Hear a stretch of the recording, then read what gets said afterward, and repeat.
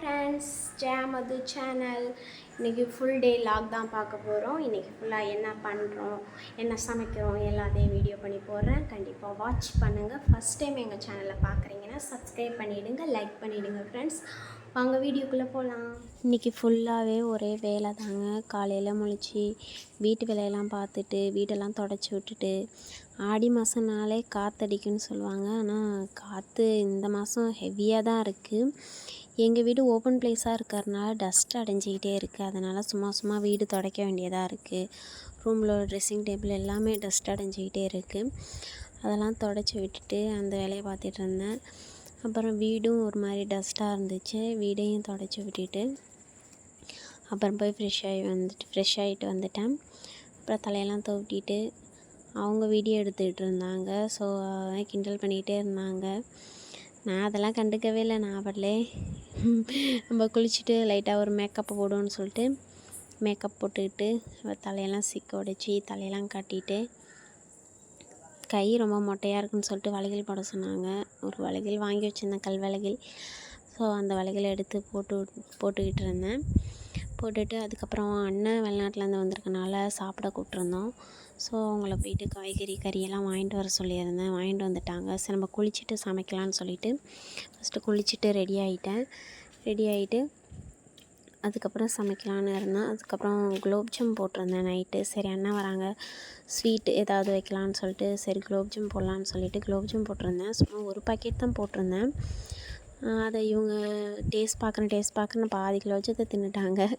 இதுதான் மிச்சப்பட்ட குலோப்ஜாம். சரி இதை அவங்களுக்கு வைப்போம் அப்படின்னு சொல்லிவிட்டு அது நல்லா ஊறிடுச்சு. நல்லா சூப்பராகவும் இருந்துச்சு குலோப்ஜாம். செஞ்சு முடிச்சுட்டு அவங்க வாங்கிட்டு வந்த காய்கறியெல்லாம் எடுத்து வச்சுக்கிட்டு இருந்தேன். இவங்க நான் காய்கறி வாங்கிட்டு வர சொன்னால் கொத்தமல்லி நிறையா வாங்கிட்டு வர சொன்னால் அவங்க எல்லாம் 2 நாள் நாள் வாங்கி வச்ச காய்கறி மாதிரி இருந்துச்சு. ஃப்ரெஷ்ஷாகவே இல்லை கொத்தமல்லிலாம். எங்கள் ஊரில் பறவைன்னு சொல்லுவாங்க. அங்கே கொஞ்சம் காய்கறியெல்லாம் கொஞ்சம் மலிவாக கிடைக்கும். கரெக்டான ரேட்டில் வாங்கிட்டு வரலாம். அங்கே தான் போய் வாங்கிட்டு வந்தாங்க. கோழி வாங்க போனதுனால அங்கே வாங்கிட்டு வந்தாங்க. சரி காலை டிஃபன் தோசை சாப்பிட்லான்னு சொல்லிட்டு கார சட்னி அரைச்சி வச்சுருந்தேன்.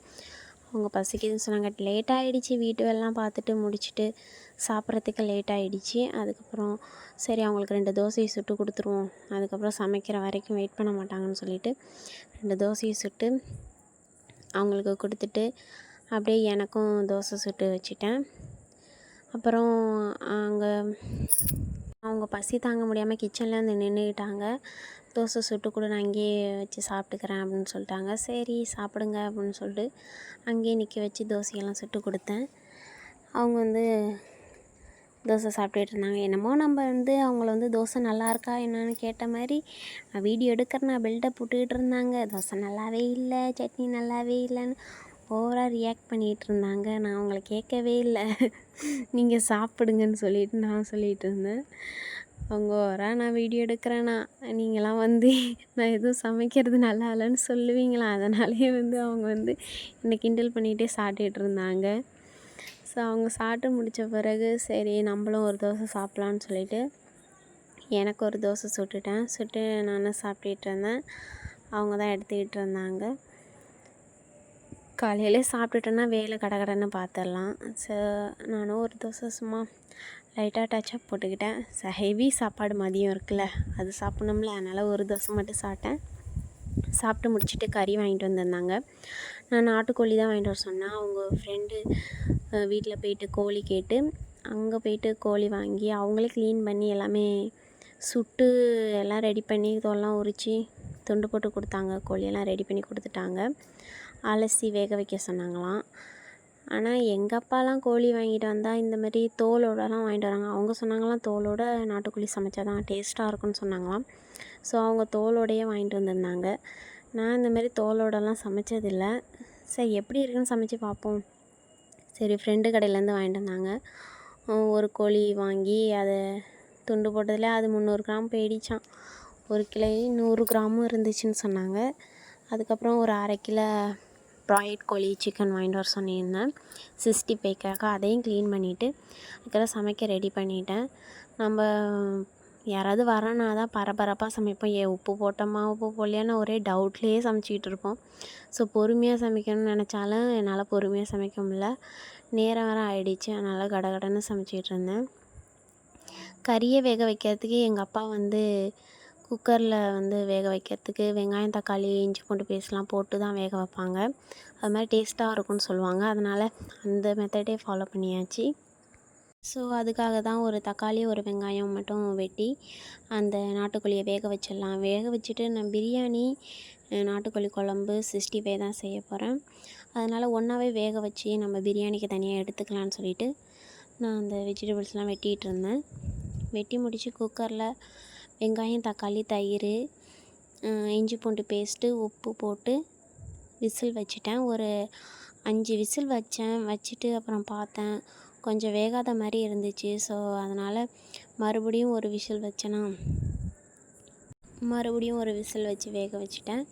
அதுக்கப்புறம் சரி குழம்புக்கு, பிரியாணிக்கு எல்லாம் காய்கறிலாம் வெட்டி வச்சுட்டா கடகடன்னு வேலை நடக்கும்.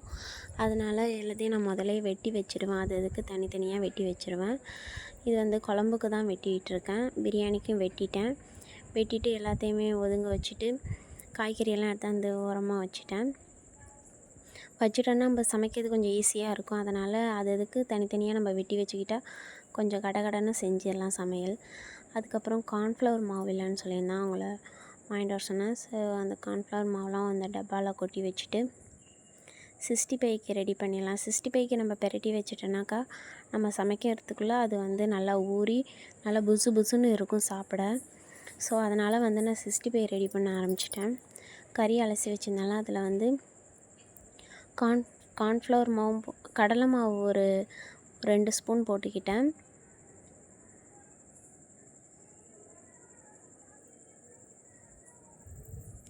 கார்ன்ஃப்ளவர் மாவு ஒரு 2 ஸ்பூன் போட்டுக்கிட்டேன். நான் சின்ன ஸ்பூனாக இருக்கனால 2-3 போடுற மாதிரி இருக்கும். நீங்கள் பெரிய ஸ்பூனாக இருந்தால் 2 ஸ்பூன், உங்களுக்கு தெரியாதா சிக்கனுக்கு எவ்வளோ தேவைன்னா அது அளவு போட்டுக்கோங்க. இஞ்சி பூண்டு சேர்த்துக்கிறேன். நான் வீட்டில் அரைச்சி வச்சது இல்லை, அதனால் ரெடிமேட் இஞ்சி பூண்டு பேஸ்ட்டு டப்பா தான் வாங்கி வச்சுருந்தேன், அதுதான் யூஸ் பண்ணுறேன். ஃபுட் கலர் கொஞ்சம் சேர்த்துக்கிறேன்.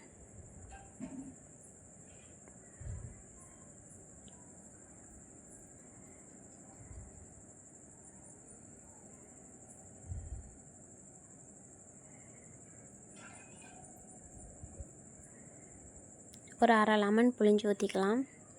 நான் கறி வறுத்த பிறகுலாம் லெமன்லாம் சேர்க்க மாட்டேன். அது கறியிலே நான் சேர்த்து வறுத்துருவேன். அது டேஸ்ட்டு நல்லாயிருக்கும். அதுக்கப்புறம்லாம் புழிஞ்செலாம் ஊற்ற மாட்டேன். அவ்வளோதான், பாதி லெமன் சேர்க்குறேன்னா அவ்வளோதான், திரும்பலாம் சேர்க்க மாட்டேன்.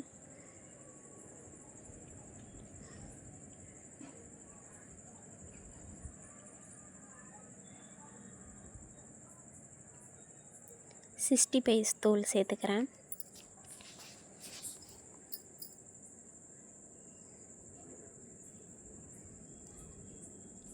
சால்ட்டு கொஞ்சம் சேர்த்துக்கலாம். நான் இந்த மாதிரி தான் 65 பொரிப்பேன். நீங்கள் எந்த மாதிரி பொரிப்பீங்கன்னு கமெண்டில் சொல்லுங்கள். இந்த மாதிரி பொரித்து பாருங்கள், சூப்பராக இருக்கும். கண்டிப்பாக சிக்கனில் நல்லா மசாலா ஊறி சூப்பராக இருக்கும். சில பேர் முட்டை சேர்த்து செய்வாங்க. நான் முட்டை சேர்த்து தான் ஃபஸ்ட்டு செஞ்சுக்கிட்டு இருந்தேன். அதுக்கப்புறம் இந்த மெத்தடில் தான் நான் சிக்கன் பொரிக்கிறது. சூப்பராகவே இருக்கும். ஒரு நல்ல டேஸ்ட்டாக இருக்கும். அதில் கொத்தமல்லி, புதினா, கருவேப்பிலை எல்லாம் போட்டு பெரட்டி வச்சுட்டு அந்த ஃப்ளேவர் கறியில் இறங்கி பொரிக்கும்போது இன்னுமே சூப்பராக இருக்கும்.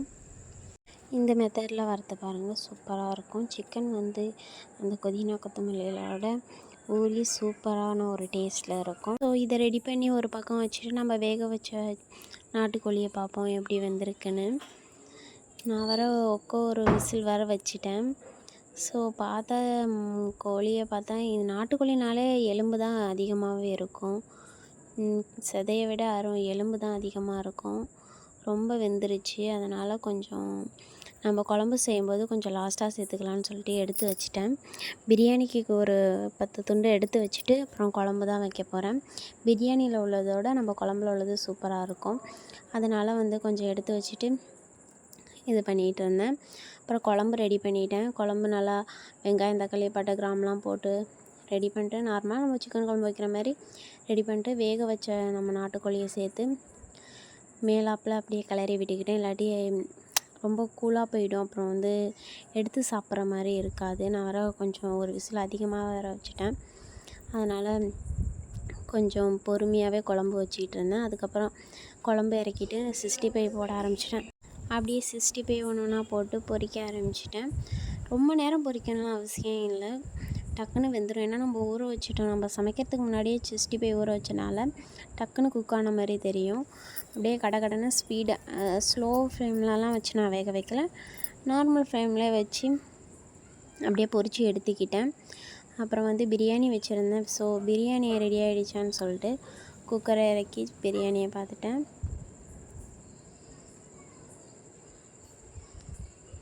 பாருங்கள், பிரியாணி என்ன லூடன்ஸ் மாதிரி இருக்குன்னு நினைக்காதீங்க. நான் கொஞ்சம் ஃபுட் கலர் சேர்த்துருக்கனால அந்த பிரியாணி வந்து இந்த கலரில் இருக்குது. நான் கொஞ்சம் மஞ்சத்தூளும் ஃபுட் கலரும் சேர்த்துருக்கேன். சரி, சிக்கன் குழம்பு மஞ்சள் கலர் தானே செய்கிறோம், பிரியாணி அந்த கலர் வேணான்னு சொல்லிட்டு சும்மா ரெட் கலரில் செய்வோன்னு சொல்லிவிட்டு அந்த கலரில் செஞ்சுருக்கேன், ரெட் கலரில். ஸோ 65 ரெடி ஆகிடுச்சு. அதையும் பொரித்து எடுத்துக்கிட்டு அடுப்பு ஆஃப் பண்ணிட்டேன். அதுக்கப்புறம் அண்ணன் வந்துட்டாங்க. அதுக்கப்புறம் அக்கா மாமாலாம் வந்திருந்தாங்க. சரி, அவங்கள வந்து பரிமாற சொல்லிவிட்டு எல்லாமே எடுத்தாந்து வச்சேன். நல்லா திருப்தியாக சாப்பிட்டுட்டு அதுக்கப்புறம் அவங்க டைம் ஆகிடுச்சின்னு சொல்லிட்டு 4 மணி அப்போலாம் கிளம்பிட்டாங்க. டீ போட்டு கொடுத்து அனுப்பி வச்சுட்டேன். அதுக்கப்புறம் நாங்கள் வந்து அவங்க போன பிறகு தான் டீ குடித்தோம். ஸோ டீ எடுத்துகிட்டு வந்துட்டு எப்போவுமே வெளியே தான் உட்காந்து டீ குடிப்போம். ஏன்னா கொஞ்சம் ரிலாக்ஸாக டீ குடிக்கிறதுக்காக வெளியே தான் வச்சு குடிப்போம். இந்த கப்பு வந்து புதுசாக இருக்குன்னு பார்ப்பீங்க. இந்த கப்பு வந்து நாங்கள் காரைக்காலுக்கு மாங்கனி திருவிழாவுக்கு போகும்போது வாங்கிட்டு வந்தோம். ஸோ பேர் கப். அப்புறம் எங்கே கிளம்பியாச்சுன்னு பார்த்தா, சரி போர் அடிக்குது, டைம் இருக்குதுன்னு சொல்லிவிட்டு சரி பார்க்குக்கு போகலான்னு சொல்லிவிட்டு தண்ணி பாட்டிலாம் போட்டுட்டு ஸ்நாக்ஸ் எல்லாம் எடுத்துகிட்டு பார்க்குக்கு கிளம்பிட்டோம். பார்க்குனால் எங்கள் ஊர்கிட்ட கொஞ்சம் கிட்ட நாகப்பட்டினத்தில் தான் இருக்குது. ஸோ பாலம் இறங்கி போனாக்கா பார்க் வந்துடும். ஒரு சின்ன பார்க் தான், பிள்ளைங்களாம் விளாட்ற மாதிரி ஒரு சின்ன பார்க் தான்.